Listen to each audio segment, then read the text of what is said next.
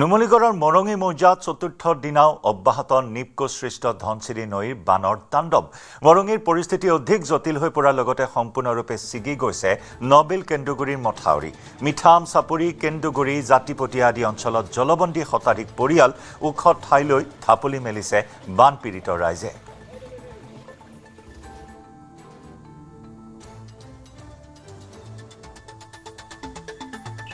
হয়, নিশ্চয়কৈ নিপকোসৃষ্ট যি বান সেই বানে নুমলীগড়ত ক্ৰমাৎ জটিল ৰূপ ধাৰণ কৰিছে আৰু আজি চতুৰ্থটো দিনতো দেখা পোৱা গৈছে হুৰে বাঢ়িছে ধনশিৰি নদীৰ জলপৃষ্ঠ আৰু ইতিমধ্যে কেন্দুগুৰি আৰু নবিল সংযোগী যি মাথাউৰি আছিলে সেই মাথাউৰিটো সম্পূৰ্ণৰূপে ছিঙি নিছে আৰু তাৰ পিছতেই দেখা পোৱা গৈছে মৰঙী মৌজাৰ কেন্দুগুৰি মিঠাম চাপৰি যিসমূহ গাঁও আছিলে সেই গাঁওসমূহ ইতিমধ্যে বানত প্লাবিত হৈছে। লোকসকলৰ মাজত এক হাহাকাৰ পৰিৱেশৰ সৃষ্টি হৈছে আৰু ইতিমধ্যে মই যি স্থানত উপস্থিত আছো কেন্দুগুৰি অঞ্চল আৰু কেন্দুগুৰি অঞ্চলৰ একমাত্ৰ যাতায়াতৰ যি পথ আছিলে সেই পথটো ইতিমধ্যে পানীৰ তলত বুৰ গৈছে আৰু সম্পূৰ্ণৰূপে যাতায়াত বন্ধ হৈ পৰিছে আৰু নিশাৰ পৰা দেখা পোৱা গৈছিলে নিশাই যিহেতু মাথাউৰিটো ছিঙিছিলে আৰু তাৰ পিছতেই এই সমগ্ৰ অঞ্চলটোৰ যিসকল বানাক্ৰান্ত আছে সেই বানাক্ৰান্তৰ মাজত এক হাহাকাৰ পৰিৱেশৰ সৃষ্টি হৈছে। ইতিমধ্যে বহু লোক ঘৰৰ ভিতৰত আবদ্ধ হৈ আছে।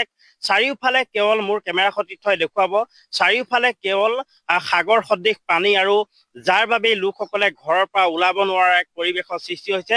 ঘৰৰ ভিতৰত আবদ্ধ হৈ থাকিবলগীয়া হৈছে লোকসকল আৰু আজি যিহেতু নিপকোসৃষ্ট বানৰ আজি চতুৰ্থটো দিন আৰু চতুৰ্থটো দিনতো দেখা পোৱা গৈছে বানে কাল ৰূপ ধাৰণ কৰিছে নুমলীগড়ৰ মৰঙী মৌজাত। মোৰ লগত একাংশ বানাক্ৰান্ত আছে, তেওঁলোক নিশাই ওখ ঠাইলৈ ওলাই আহিছিলে। তেওঁলোকৰ লগত মই পোনে পোনে কথা পাতিব বিচাৰিম।